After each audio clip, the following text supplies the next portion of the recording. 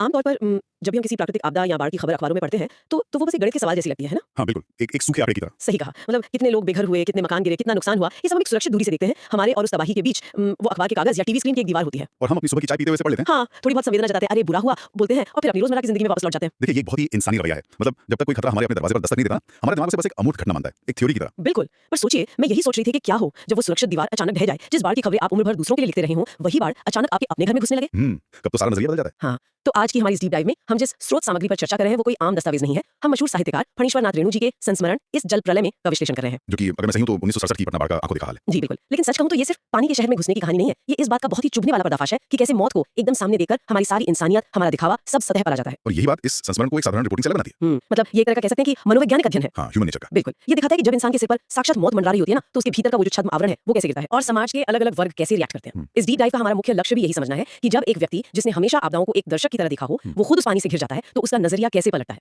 और रेणु जी की केस और भी दिलचस्प है। बहुत दिलचस्प। मतलब मुझे इसमें सबसे बड़ा विरोधाभास उनके अतीत को लेकर लगता है। स्रोत सामग्री से एक बड़ी हैरान करने वाली बात पता चलती है। मतलब रेणु जी कोसी, पनार और गंगा जैसी भयंकर नदियों के बाढ़ प्रभावित क्षेत्रों में पले बड़े थे। उन्होंने जय गंगा और डाइन कोसी जैसे कितने मशहूर रिपोर्टाज लिखे थे। लेकिन विडंबना देखिए, बाढ़ पर इतना लिखने वाले इस इंसान को खुद तैरना नहीं आता था। अरे हाँ, ये बहुत ही महत्वपूर्ण डिटेल है। उन्होंने बाढ़ को करीब से देखा जरूर था, लेकिन हमेशा एक बॉय स्काउट या राहत कर्मी या पत्रकार की हैसियत से। एक सुरक्षित दूरी से। बिल्कुल, बाढ़ उनके लिए एक विषय थी या समाज सेवा का मंच था। वो कभी खुद उस पीड़ित वाली कतार में नहीं खड़े हुए थे। और यही मुझे एक बात खटकती है, अगर किसी ने जीवन भर बाढ़ की तबाही देखी है, तो क्या उसे दिमागी तौर पर इसके लिए तैयार नहीं होना चाहिए? मतलब मेरी नजर में ये कुछ वैसा ही है जैसे कोई वॉर रिपोर्टर हो जो सालों से युद्ध कवर कर रहा हो, उसे गोलियों की आवाज का पूरा विज्ञान पता हो, लेकिन एक दिन अचानक उसके अपने ही आंगन में बम गिर जाए, तो क्या थ्योरी और प्रैक्टिकल का ये अंतर हावी नहीं हो जाएगा? आपने जो ये युद्ध संवाददाता वाली एनालॉजी दी है ना, ये एकदम सटीक है। ज्ञान और जो असली अनुभव है उसके बीच की खाई बहुत बड़ी होती है। बहुत बड़ी। और 1967 में पटना में आकर वो खाई दिखती है। ऐसा नहीं है कि अनुभव काम नहीं आता, बल्कि बात यह है कि जब संकट सच में आपके बेडरूम तक आ जाए, तो इंसान की वो जो सर्वाइवल इंस्टिंक्ट है, जिंदा बचने की आदिम प्रवृत्ति, वो सब पर हावी हो जाती है। हाँ, दार्शनिक बातें पीछे छूट जाती हैं। बिल्कुल, जब तक आपदा दूर है, आप उस पर कविताएं लिख सकते हैं, लेकिन 18 घंटे की लगातार बारिश के बाद जब पानी पटना के राजेंद्र नगर में घुसने लगा, तब लेखक की प्रतिक्रिया कोई दार्शनिक वाली नहीं थी। जी, स्रोत सामग्री में साफ बताया गया है कि वो कोई कविता नहीं लिख रहे थे। वो एक आम डरे हुए इंसान की तरह घर में ईंधन, आलू, मोमबत्ती, दिया सलाई और नींद की गोलियां जमा कर रहे थे। और यही वो मनोवैज्ञानिक बदलाव है।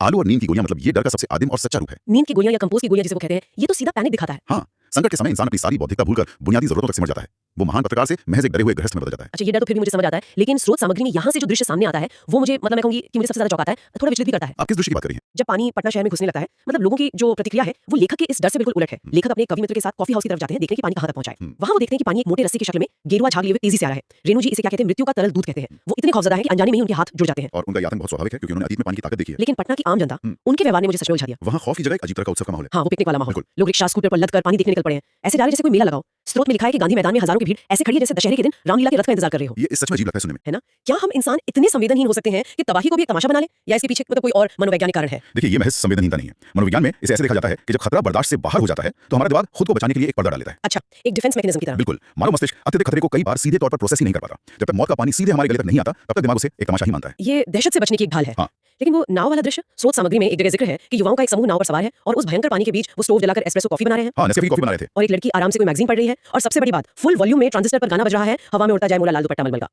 ये दृश्य बहुत कुछ कहता है। क्या ये भी कोई मानसिक ढाल है? मुझे तो ये सीधा सीधा शहरी वर्ग का अहंकार और एक तरह का एग्जिबिशनिज्म मतलब प्रदर्शनवाद लगता है। उन्हें शायद लगता था कि अरे ये बाढ़ हमारा क्या बिगाड़ेगी। असल में इसमें दोनों बातें शामिल हैं। शहरी वर्ग का ये विश्वास कि उनकी इमारतें उन्हें बचा लेंगी, और साथ ही इस सच्चाई को नकारने की कोशिश भी है। वो कॉफी और वो गाना अनजाने डर पर डाला गया एक पर्दा ही था।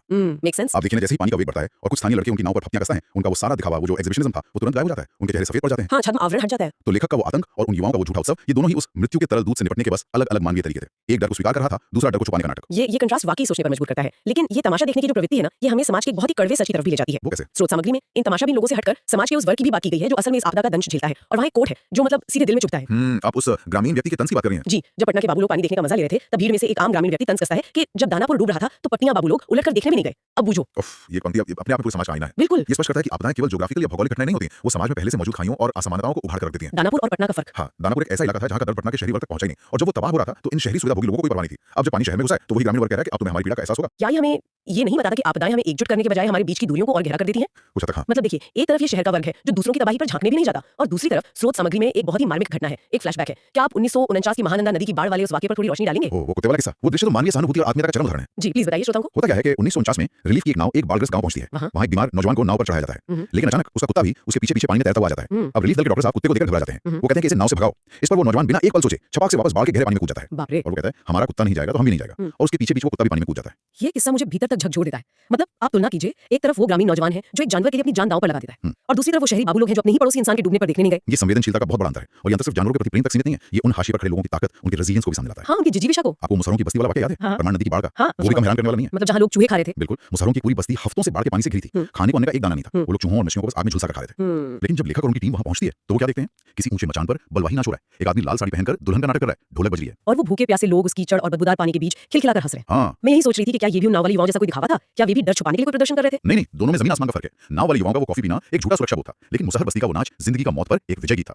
सर्वाइवल का जश्न। जो लोग पीढ़ियों से अभाव में जीते हैं, जो हमेशा समाज के हाशिए पर हैं, उनकी सहनशक्ति उस शहरी वर्ग से कहीं अधिक होती है जो जरा सी असुविधा से ही पस्त हो जाता है। उनके लिए वो नाचना कोई तमाशा नहीं था, बल्कि जिंदा रहने की एक घोषणा थी। ये कंट्रास्ट सच में रोंगटे खड़े कर देता है। मतलब एक तरफ खाली पेट ढोलक की थाप पर हंसते हुए लोग, और दूसरी तरफ शहर की वो खोखली शान। बिल्कुल। लेकिन इन पुरानी यादों और सामाजिक विडंबनाओं से निकलकर स्रोत सामग्री हमें वापस 1967 के वर्तमान में ला खड़ा करती है। अब सुबह के 5:30 बज रहे हैं और यहाँ जो कुछ होता है वो एक इंसान के तौर पर बहुत ही गहराई से सोचने पर मजबूर करता है। हाँ, क्योंकि सुबह होती है और पानी आखिरकार उस सुरक्षित दीवार को तोड़ ही देता है। जी। पानी राजेंद्र नगर यानी लेखक के घर तक पहुंच जाता है। चारों तरफ से घबराई हुई आवाजें आ रही हैं, आ रहे लो है, आगे लो। और पानी बहुत तेजी से बढ़ रहा है। हाँ, लेखक की आंखों के सामने देखते ही देखते बिजली के खंभे डूब रहे हैं, ताड़ के पेड़ों के तने पानी में समा रहे हैं। इस खौफनाक मंजर के बीच लेखक के मन में सबसे पहला विचार क्या आता है? उनका वो रिपोर्टर वाला दिमाग जाग जाता है। बिल्कुल। वो सोचते हैं कि काश उनके पास एक मूवी कैमरा होता, काश एक टेप रिकॉर्डर होता, ताकि वो इस भयानक नजारे को हमेशा के लिए रिकॉर्ड कर पाते। जो कि एक पत्रकार या एक लेखक का बहुत ही स्वाभाविक नजरिया है। जो कुछ भी बड़ा घट रहा है उसे तुरंत एक दस्तावेज के रूप में सुरक्षित कर लो। ये उस समय तक की उनकी वो दर्शक वाली मानसिकता थी, जहां वो तबाही को एक फ्रेम के अंदर कैद करना चाहते थे। मैं आपकी बात से सहमत हूँ, लेकिन मुझे इसमें ना एक अजीब सी बेबसी या सनक भी नजर आती है, और फिर अचानक उनकी सोच में एक बहुत ही नाटकीय बदलाव आता है। हाँ, जब उन्हें याद आता है कि उनकी कलम भी कहीं चोरी हो गई है। जी, और फिर वो एक ऐसी बात कहते हैं जो मुझे लगता है कि इस पूरे दस्तावेज का सबसे गहरा क्षण है। वो कहते हैं, अच्छा है कुछ भी नहीं मेरे पास। उफ, ये पंक्ति बहुत ही वजनदार है। अच्छा है कुछ भी नहीं मेरे पास। ये असल में शून्यता की या बेबसी की एक परम स्वीकृति है। मैं इस पर थोड़ा इसलिए ठहरना चाहती हूँ क्योंकि आज के दौर में ये बात बहुत रेलेवेंट है। आज जब कोई भी दुर्घटना होती है, कोई तबाही आती है, तो हमारी सबसे पहली प्रतिक्रिया क्या होती है? लोग तुरंत फोन निकाल लेते हैं। बिल्कुल, मदद करने के बजाय लोग अपनी जेब से स्मार्टफोन निकालते हैं और वीडियो बनाने लगते हैं। ऐसे में एक लेखक जिसका काम ही लिखना और दस्तावेज बनाना है, उसका ये कहना कि अच्छा है मेरे पास रिकॉर्ड करने के लिए कुछ नहीं है, ये बहुत बड़ी बात है। हाँ, ये एक वैचारिक शिफ्ट है। तो क्या वो उस पल हार मान गए थे, या उन्हें एहसास हो गया था कि कुछ चीजें कैमरे में कैद नहीं की जा सकती? देखिए, ये हार मानना नहीं था,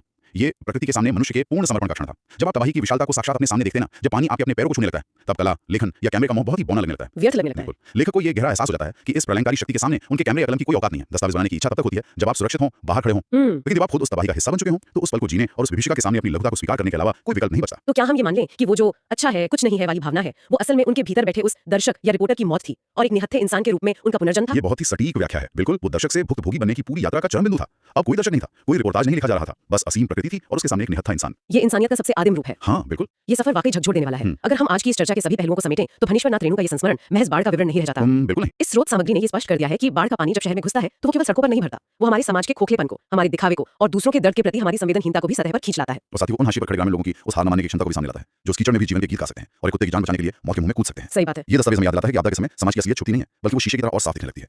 और यहीं से एक बहुत बड़ा और उकसाने वाला सवाल खड़ा होता है। हमने देखा कि कैसे 1967 में कुछ लोग उस भयानक बाढ़ को एक पिकनिक मान रहे थे। हाँ, वो तमाशाबीन लोग। उन्हें वो एक तमाशा लग रहा था क्योंकि पानी तब तक उनके घरों में नहीं घुसा था। लेकिन अगर हम आज के इस डिजिटल युग की बात करें, जहाँ हमारे हाथों में हर वक्त स्मार्टफोन है, तो क्या हमारी स्थिति उन नाव पर बैठे युवाओं से कुछ अलग है?